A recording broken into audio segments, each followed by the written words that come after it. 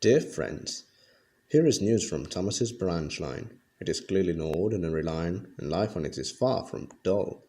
Thomas asked me to say that if you are ever in the region, you must be sure to visit him and travel on his line. They will have never seen anything like it, he says proudly. I know I haven't. The author.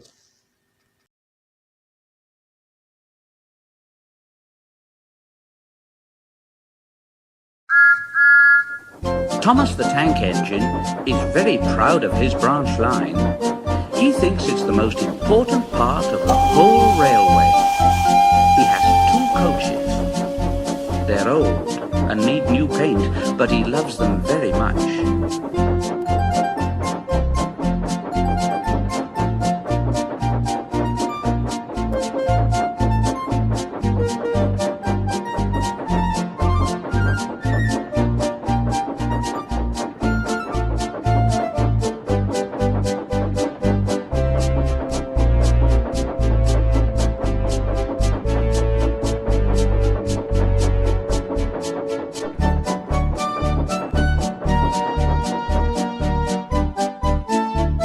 He calls them Annie and Clarabelle. Annie can only take passengers, but Clarabelle can take passengers, luggage, and the guard. As they run backwards and forwards along the line, Thomas sings them little songs, and Annie and Clarabelle sing too.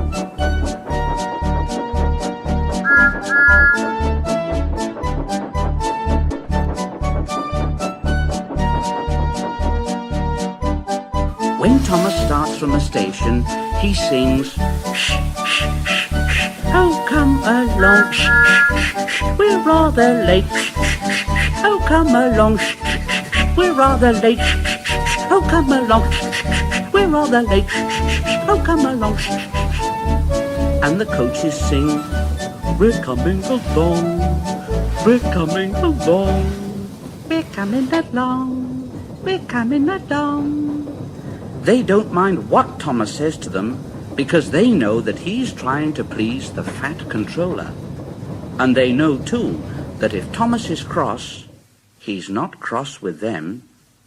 He's cross with the engines on the main line who've made him late. One day, they had to wait for Henry's train. It was late. Thomas was getting crosser and crosser. "How can I run my line properly if Henry's always late? He doesn't realise that the fat controller depends on me." And he whistled very impatiently.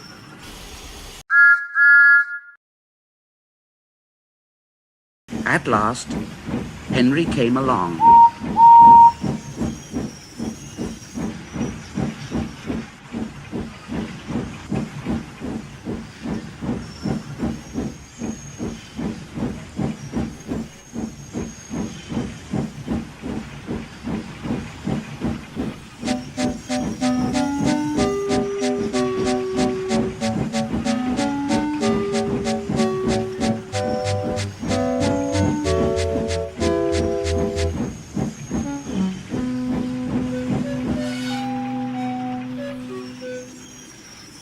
And Thomas said, "Where have you been, lazy bones?"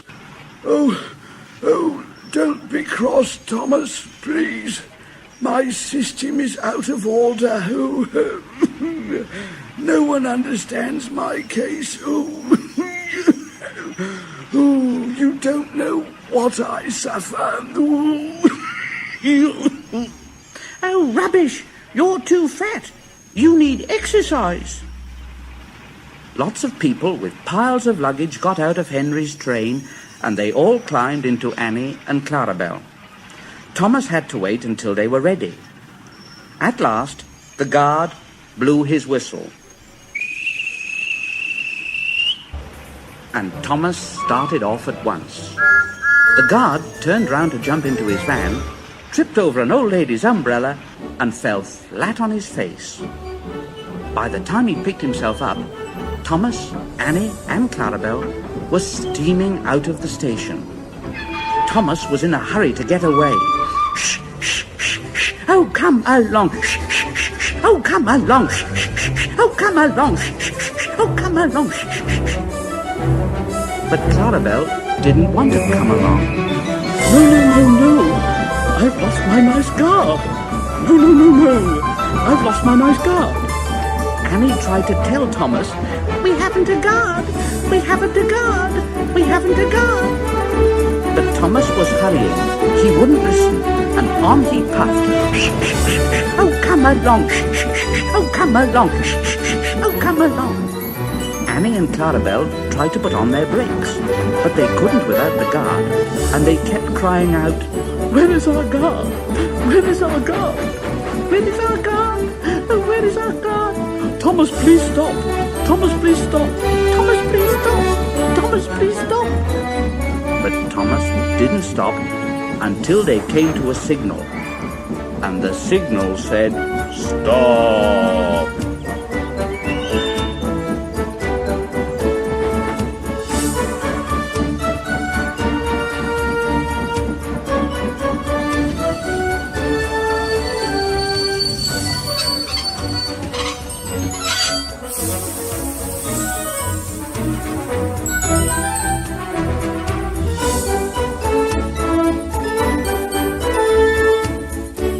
Thomas was very cross, and he said to his driver, oh, bother that signal! What's the matter? And Thomas's driver said, well, I don't know. The guard will tell us in a minute, Thomas. They waited and waited, but the guard didn't come. Thomas got even crosser. Where is the guard?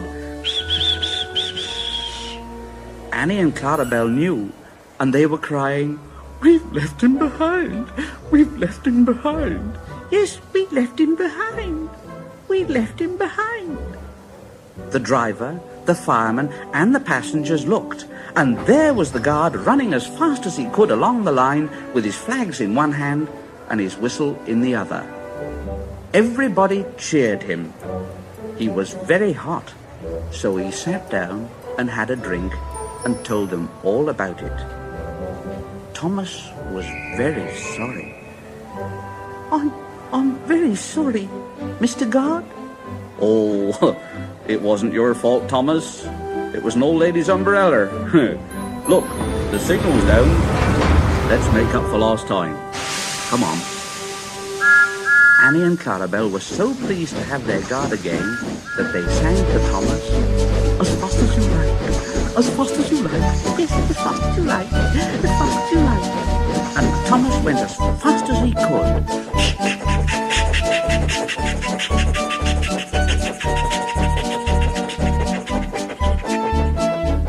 And they reached the end of the line quicker than ever before.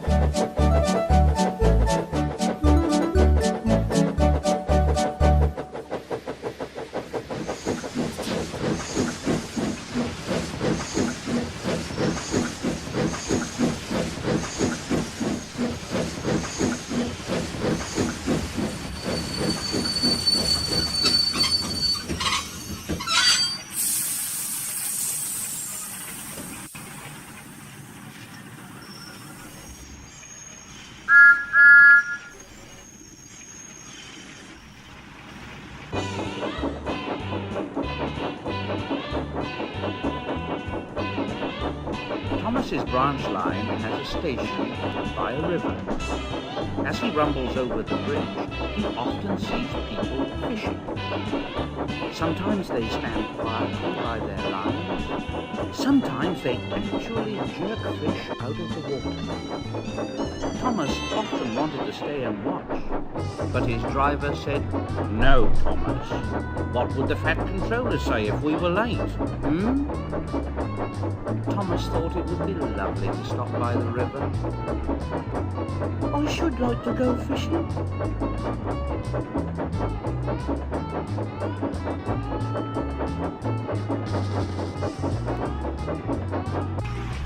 Every time he met another engine, he would say, I should like to go fishing.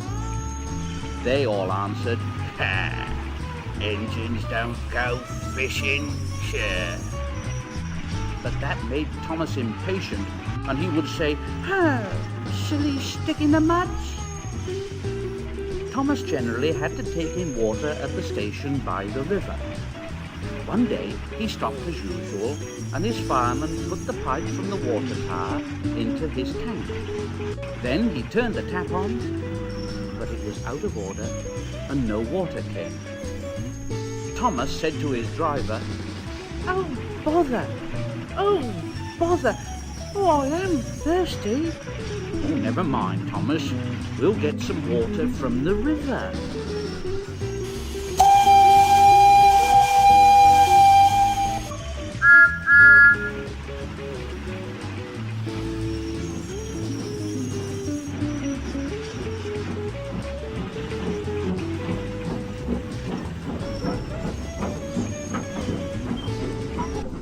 They found a bucket and some rope and went to the bridge.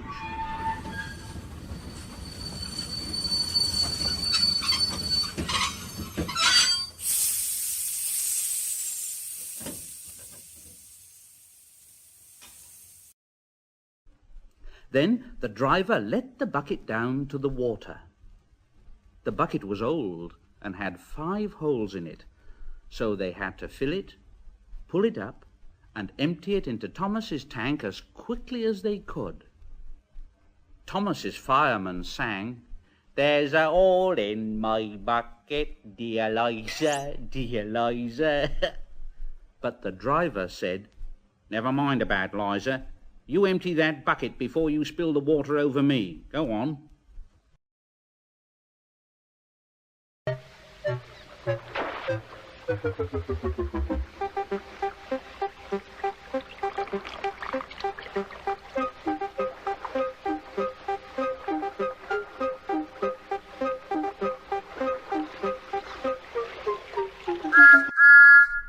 At last, they finished, and Thomas started off.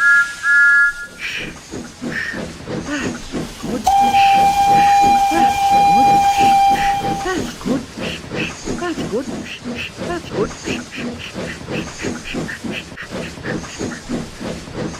And Annie and Clarabelle ran happily behind. "That's very much better. That's very much better. That's very much better. That's very much better." They puffed along the valley and were in the tunnel when Thomas began to feel a pain in his boiler, while steam hissed from his safety valve in an alarming way.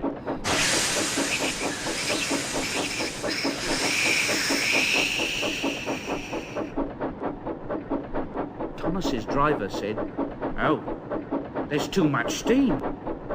And the fireman opened the tap in the feed pipe to let more water into the boiler, but none came. Thomas groaned. Oh dear, oh dear, I'm gonna burst. I'm gonna burst. They damped down his fire and struggled on, but Thomas was in a terrible state. "I've got such a pain. I've got such a pain."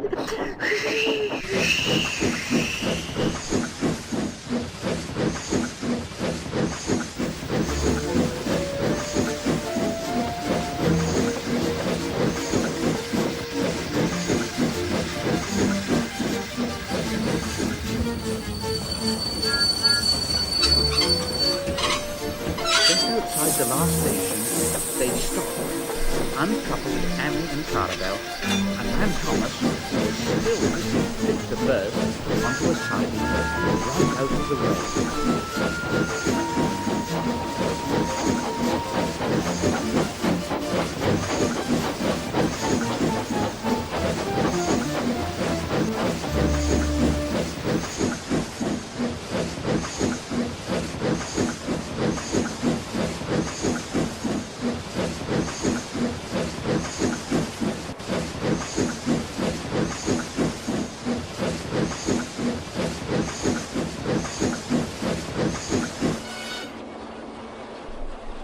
Then, while the guard telephoned for an engine inspector and the fireman was putting out the fire, the driver wrote notices in large letters, which he hung on Thomas in front and behind. Danger. keep away. Soon, the inspector and the fat controller arrived. Oh, cheer up, Thomas. We'll soon put you right. Yes. The driver told them what had happened, and the inspector said, Oh, so the feed pipe is blocked, eh? Well, I'll just look in the tanks. He climbed up and peered in. Then he came down and said to the fat controller, Excuse me, sir, but look in the tank, will you, and tell me what you can see.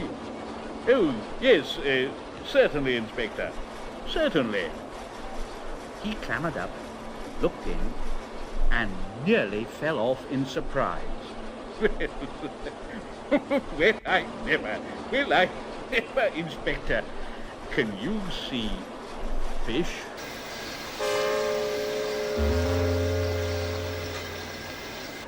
Goodness gracious me!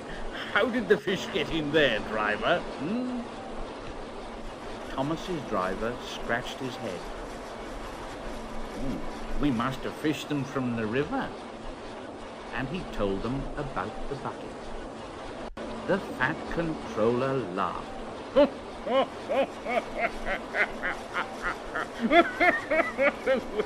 Thomas, oh dear, so you and your driver have been fishing, eh? But fish don't suit you, do they? No, we must get them out. So the driver and the fireman fetched rods and nets, and they all took turns at fishing in Thomas's tank. When they'd caught all the fish, the station master gave them some potatoes. The driver borrowed a frying pan, while the fireman made a fire beside the line and did the cooking. Then they all had a lovely picnic supper of fish and chips. The fat controller finished first. Yes. That was good. Very good indeed. But fish don't suit you, Thomas, do they? So you mustn't do it again. And Thomas said, No, sir, I won't. Engines don't go fishing.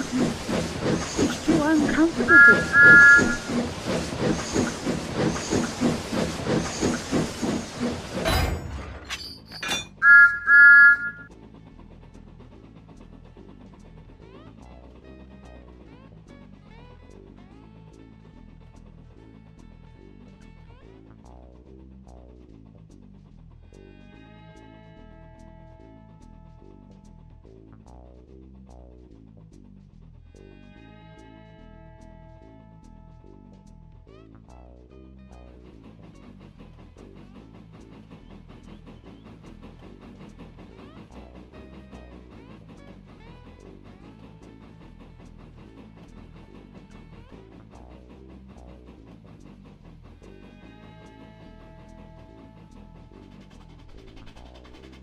Autumn was changing the leaves from green to brown.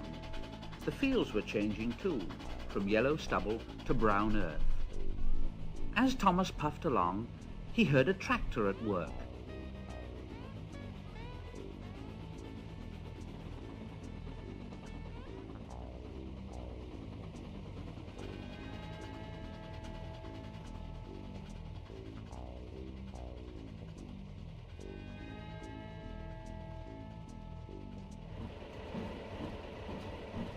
One day, stopping for a signal, he saw the tractor close by. The tractor looked over the fence at Thomas and said, Hello, I'm Terence. I'm ploughing. I'm Thomas. I'm pulling a train. Oh, what ugly wheels you've got. They're not ugly. They're caterpillar tracks. I can go anywhere with my tracks. I don't need rails. I don't want to go anywhere. I like my rails, thank you. And off went Thomas.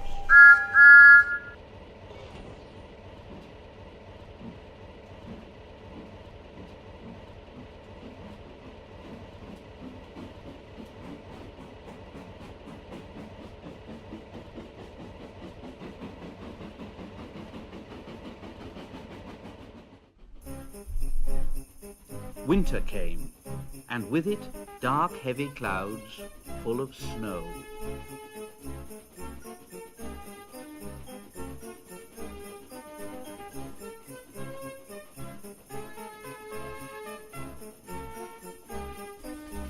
Thomas's driver said, "I don't like it. A heavy fall is coming. I hope it doesn't stop us." But Thomas saw that the snow was melting on the rails, and he said, Oh, this is soft stuff.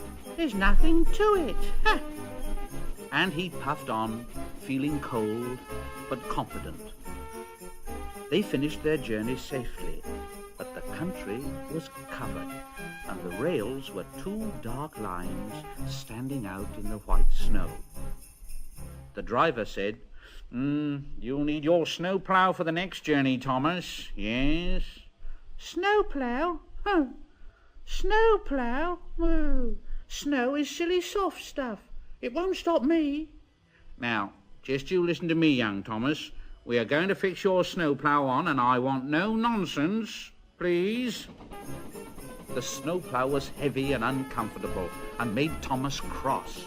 He shook it and he banged it, and when they got back, it was so damaged that the driver had to take it off. "You're a very naughty engine, Thomas." And he shut the shed door for the night. Next morning, both driver and fireman came early and worked hard to mend the snowplow, but they couldn't make it fit properly. It was time for the first train.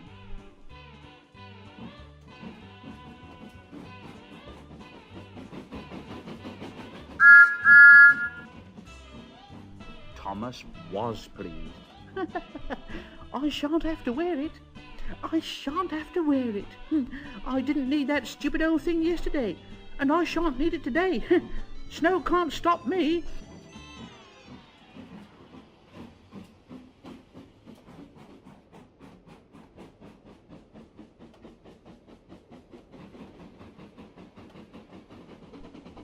And he rushed off into the tunnel, thinking how clever he was.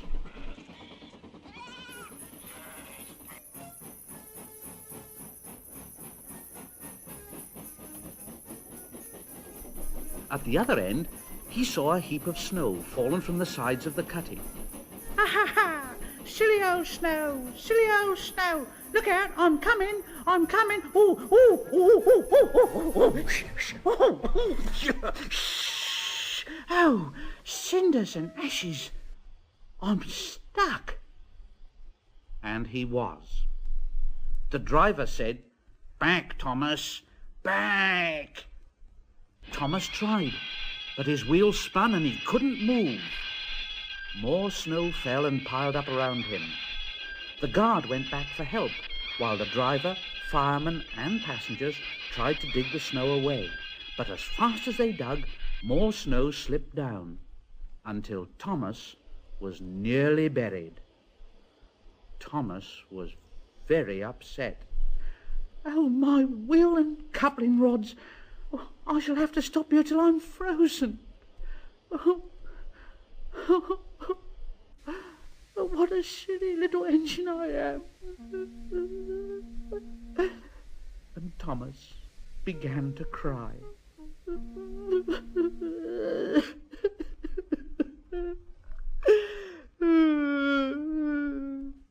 And a bus came and took all his passengers away.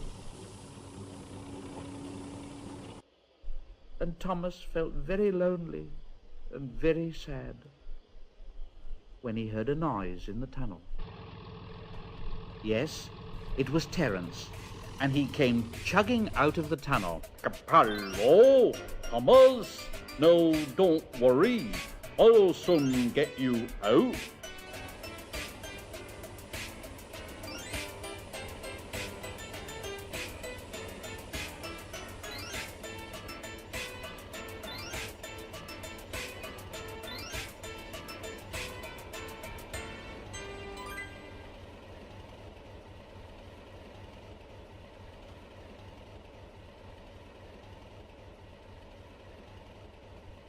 He pulled the empty coaches away and came back for Thomas.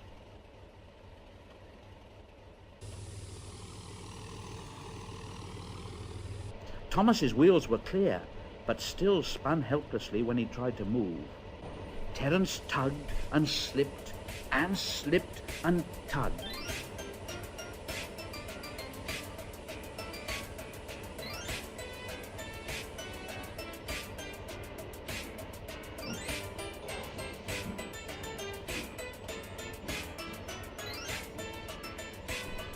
At last, he dragged Thomas into the tunnel.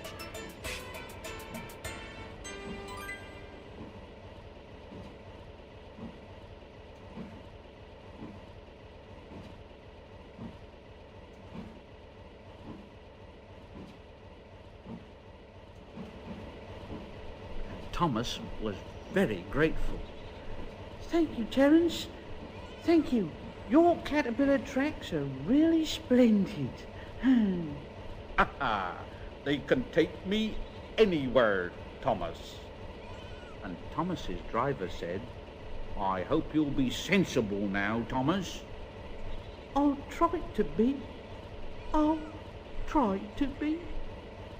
and Thomas puffed off home.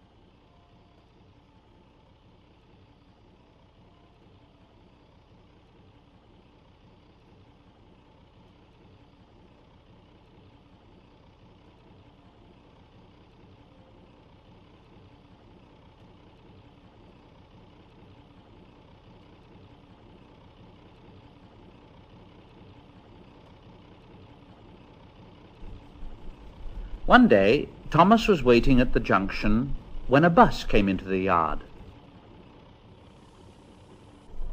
Thomas said to the bus, "Hello, who are you?" "What's that?" "Oh, I'm Bertie. Who are you?" "I'm Thomas. I run this line." "Oh, so you're Thomas, are you? Oh, yes. I remember now. You stuck in the snow, didn't you? I took your passengers and Terence pulled you out, didn't he? Well, I've come to help you with your passengers today." This made Thomas very cross indeed, and he let off steam. "Help me! Help me! Oh, wow! I can go faster than you." You can't. "I can. You can't. I can." All right, I'll race you. The drivers agreed. The station master said, "Right, are you ready? Steady. Go!" And they were off. Thomas never could go fast at first, and Bertie drew in front.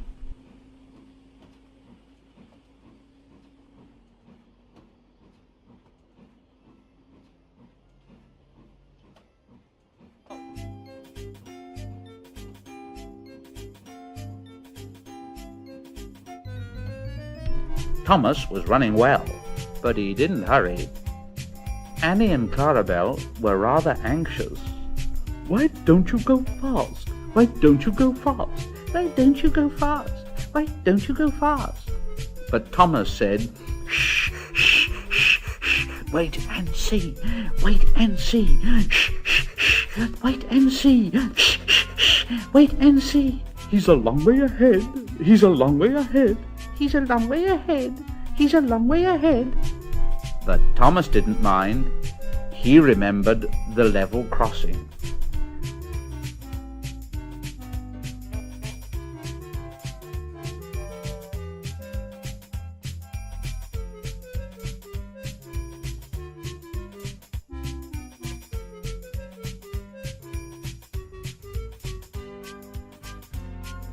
There was Bertie, fuming at the gates while they sailed gaily through. Ha ha!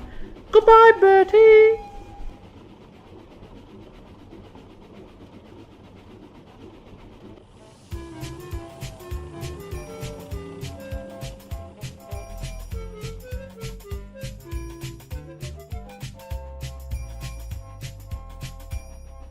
The road left the railway and went through a village, so they couldn't see Bertie.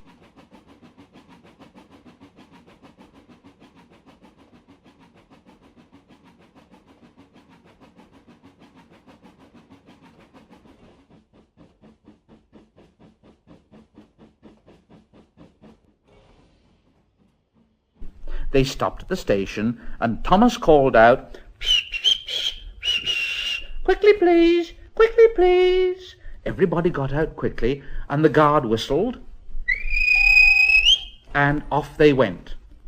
Thomas sang, Come along, shh, shh, come along, shh, shh, come along, shh, shh, come along, shh, shh. and Annie and Clarabelle sang, We're coming along, we're coming along, We're coming along, we're coming along.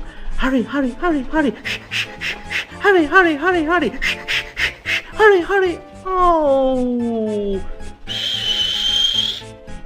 For there, straight ahead, was Bertie crossing the bridge over the railway, and he was tooting triumphantly on his horn. Thomas groaned. Oh, bother! Oh, bother! Annie and Clarabelle wailed. He's a long way in front, a long way in front.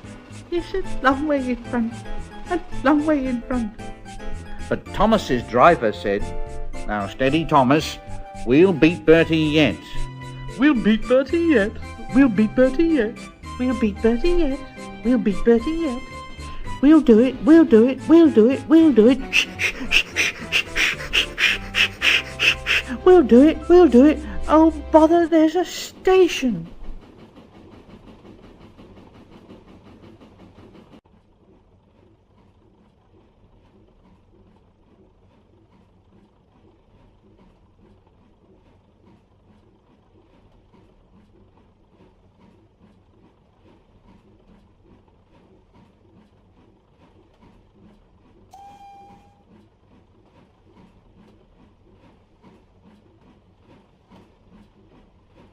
And as he stopped, he heard something go. Goodbye, Thomas. You must be very tired. Sorry I can't stop. We buses have to work, you know. Ta-ra. The next station was by the river. They got there quickly, but the signal was up. Thomas thought, Oh dear, we've lost now.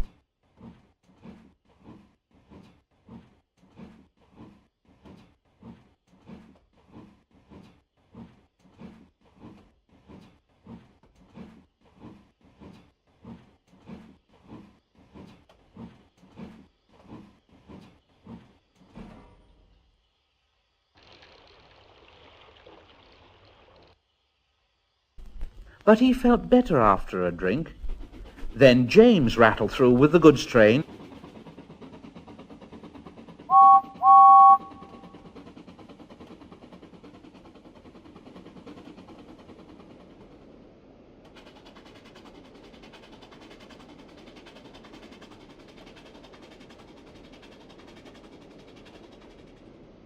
And the signal dropped, showing that the line was clear. Hurrah, we're off! Hurrah, we're off!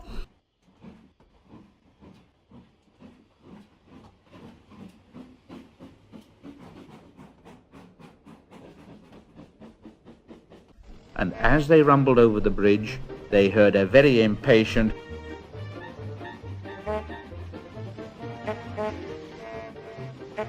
And there was Bertie waiting at the red traffic lights, while cars and lorries crossed the narrow bridge in the opposite direction. But as soon as the lights turned green, Bertie was off with a roar.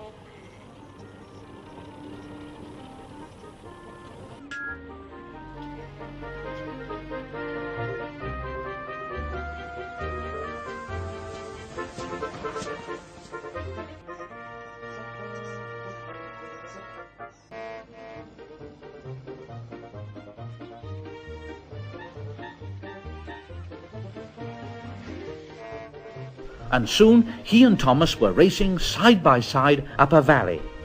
The passengers in the train and in the bus got very excited and started cheering and shouting. And now Thomas reached his full speed, and foot by foot, yard by yard, he gained on Bertie till they were running level. Bertie tried hard, but Thomas was too fast. Slowly but surely he drew ahead till he plunged into a tunnel, leaving Bertie toiling far behind.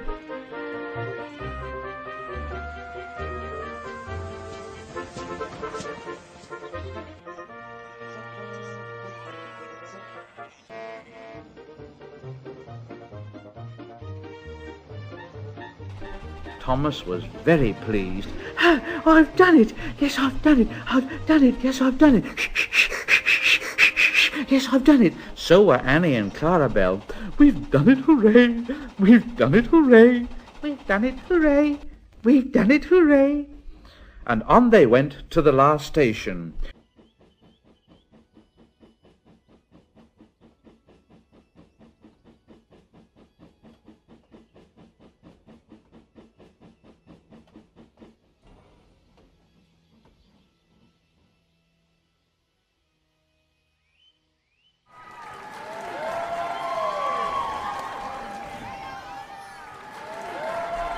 The passengers gave Thomas 3 cheers and told the station master and the porters all about the race.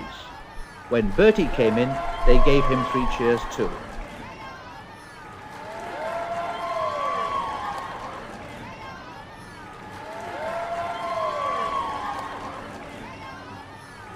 And Bertie said, "Phew, that was well done, Thomas. That was fun. But to beat you over that hill, I should have to grow wings and be an aeroplane." Thomas and Bertie now keep each other very busy. Bertie finds people in the villages who want to go by train.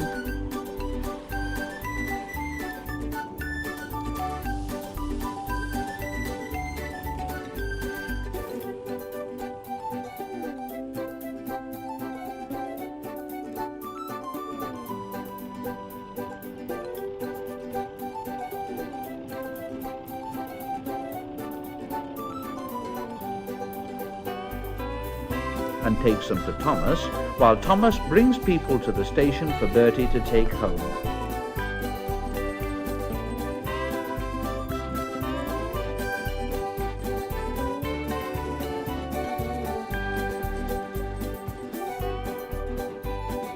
They often talk about their race, but Bertie's passengers don't like being bounced about like peas in a frying pan, and the Fat Controller has warned Thomas about what happens to engines who race at dangerous speeds.